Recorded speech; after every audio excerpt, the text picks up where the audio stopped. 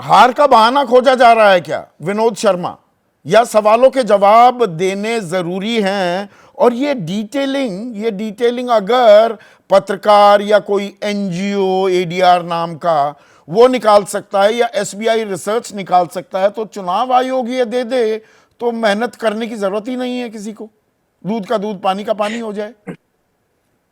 संदीप, ऐसा है कि मैं जो देख रहा हूं और सुन रहा हूं उस पर विश्वास करूंगा।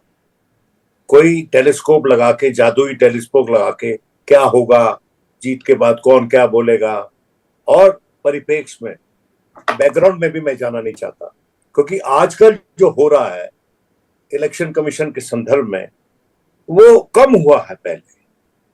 अब आप देख लीजिए कि शुरू में क्या कोशिश हुई सरकार के द्वारा कि इलेक्शन कमीशन को के पर उतर दो, इसके जो ऑर्डर ऑफ प्रेसिडेंस में इसके जो मेंबर्स हैं जो सुप्रीम कोर्ट के जजों के बराबर हैं, उनको जो है कैबिनेट सेक्रेटरी के रैंक पे उतार दो। बड़ी प्रोटेस्ट हुई, फॉर्मर इलेक्शन कमिश्नर्स ने चिट्ठी लिखी, उसके बाद वो पेशरफ्त वापस ली गई। उसके बाद सुप्रीम कोर्ट के पास जब मामला गया, उन्होंने कहा था कि भाई इसमें जो सिलेक्शन पैनल होना चाहिए वो बैलेंस्ड होना चाहिए, और चीफ जस्टिस होना चाहिए, और प्रधानमंत्री होने चाहिए, और नेता विपक्ष होना चाहिए।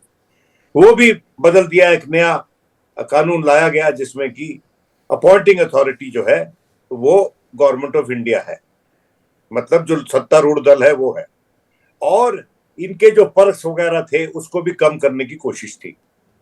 तो इस सरकार की चेष्टा ये थी कि इसको एक बंधुआ इलेक्शन कमीशन मिले, और मैं माजरत से और बहुत रिस्पॉन्सिबिलिटी से कहना चाहता हूं कि जो नजारा हमको दिख रहा है उससे साबित होता है कि इनको एक बंधुआ इलेक्शन कमीशन मिल गया है, जो चुप रहता है, बोलता नहीं है, अपनी इज्जत बचाने के लिए भी नहीं बोलता है। नहीं, इसमें एक और गंभीर पहलू जो है, मैं उसको भी थोड़ा दर्शकों को याद दिला दूं। 16 मार्च को चुनाव आयोग ने चुनावों की तारीखों की घोषणा की, आचार संहिता लागू हुई, और 14 मार्च तक देश के चुनाव आयोग में सिर्फ मुख्य चुनाव आयुक्त ही थे, 2 चुनाव आयुक्त थे ही नहीं। वो एक दिन पहले नियुक्त होते हैं, तब ये सवाल उठे तो लोगों ने कहा अरे इससे क्या फर्क पड़ता है, चुनाव आयोग में इतना बड़ा स्टाफ है तो 2 आयुक्त बाद में भी हो जाएं, या बिल्कुल चुनाव से ठीक पहले, घोषणा से ठीक पहले नियुक्त किए जाएं, कोई बड़ी बात नहीं होती। संदीप जी, उससे पहले एक जो नियुक्त किया था उसने त्याग पत्र दे दिया, हाँ, तो 2 स्थान रिक्त हो गए, और इसके बाद ये 2 जादुई इलेक्शन कमिश्नर आ गए, और हम सवाल न उठाएं पहले क्या हुआ उस पर बहस करें, इंक कहां से आई थी रशिया से उस पर बहस करें। हम अंधे हैं क्या? हम धृतराष्ट्र हैं? ये पूरा देश अंधा हो गया क्या? अरे भाई, सारा इलेक्शन कैंपेन में पॉइजन फैलाते रहे, मवाद फैलाते रहे, हिंदू मुसलमान चलता रहा, और अब आके इलेक्शन कमीशन साहिबान चिट्ठी लिख रही है एक जैसी दोनों पार्टीज को कि आप भाई हिंदू मुसलमान, आप धर्म के पे ना लाइए उसमें, और आप कास्ट मत लाइए।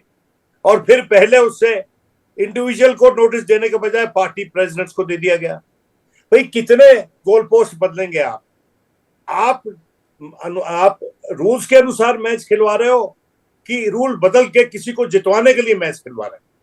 ये सवाल बनता है हमारे इलेक्शन कमीशन से। और ये इलेक्शन कमीशन, मैं समझता हूं आज के दिन जो हो रहा है संदीप, और हमको इस पे सख्त से सख्त भाषा इस्तेमाल करनी चाहिए। अगर जो आरोप लग रहे हैं, और ईश्वर करे वो सच ना हो, अगर वो सच है, they amount to treason against a country.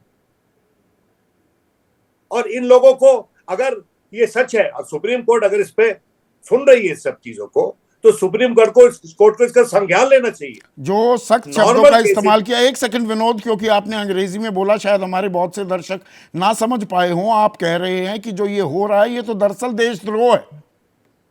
बिल्कुल, क्योंकि जिस देश, किसी भी लोकतंत्र में अगर लोकतंत्र पे इतनी बड़े स्केल पे सेंध लगती हुई नजर आ रही है, मैं ईश्वर से प्रार्थना करता हूं हम गलत हैं सारे के सारे। नहीं, इसीलिए ये सवाल जरूरी हैं, और सवाल हम उठा भी रहे हैं।